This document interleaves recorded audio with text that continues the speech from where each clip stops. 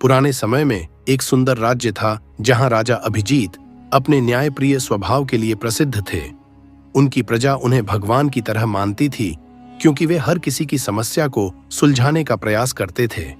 लेकिन उस राज्य में एक छाया का रूप धारण कर चुकी दहेज प्रथा एक ऐसा अभिशाप बन चुकी थी जो धीरे धीरे समाज को खोखला कर रही थी। उस राज्य में एक गरीब किसान था। नाम था हरिदास। हरिदास की बेटी मंजरी सुंदरता में चंद्रमा को भी मात देती थी। उसकी सरलता और सौम्यता हर किसी के दिल को जीत लेती थी। जब मंजरी विवाह योग्य हुई तो हरिदास ने उसके लिए अच्छे घर का सपना देखा, लेकिन जैसे ही उसने रिश्ता तय करना शुरू किया, उसके सपने बिखरते चले गए।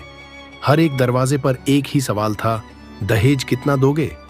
हरिदास ने अपने खेत और गहने गिरवी रख दिए, लेकिन फिर भी दहेज की मांगें कम नहीं हो रही थीं। मंजरी को अपने पिता का दर्द और समाज की निर्दयता देखकर गहरा दुख होता था। वह बार बार अपने पिता से कहती, पिता, ये दहेज का राक्षस हमें नहीं चाहिए, मुझे अकेला ही छोड़ दीजिए। लेकिन हरिदास, जो एक पिता का हृदय रखता था, अपनी बेटी की खुशी के लिए सब कुछ करने को तैयार था। अंततः एक दिन हरिदास ने राज्य के न्यायप्रिय राजा अभिजीत के पास गुहार लगाई।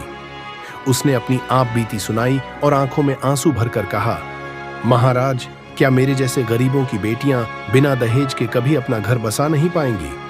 राजा अभिजीत ने गहरी सांस ली और मन में ठान लिया कि वह इस दहेज के अभिशाप को समाप्त करेंगे। उन्होंने एक घोषणा की कि जो भी युवक बिना दहेज के शादी करेगा, उसे राज्य की तरफ से एक विशेष सम्मान और पद दिया जाएगा। राजा की इस घोषणा से राज्य में हलचल मच गई।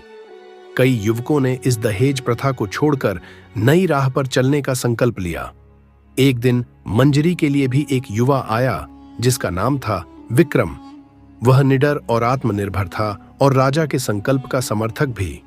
उसने हरिदास से केवल मंजरी का साथ मांगा, न कि किसी दहेज की मांग।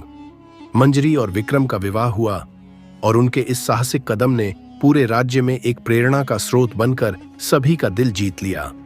इस कदम के बाद राज्य में दहेज प्रथा धीरे धीरे समाप्त होने लगी। लेकिन कहानी यहां समाप्त नहीं होती। कुछ वर्षों बाद राजा अभिजीत ने राज्य में एक भव्य उत्सव का आयोजन किया, जिसमें मंजरी और विक्रम को विशेष सम्मान दिया गया।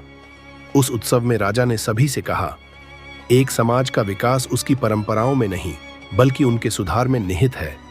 इस प्रकार राजा अभिजीत के संकल्प और हरिदास के साहस के कारण राज्य में दहेज प्रथा का अभिशाप समाप्त हो गया और राज्य फिर से खुशहाल हो गया।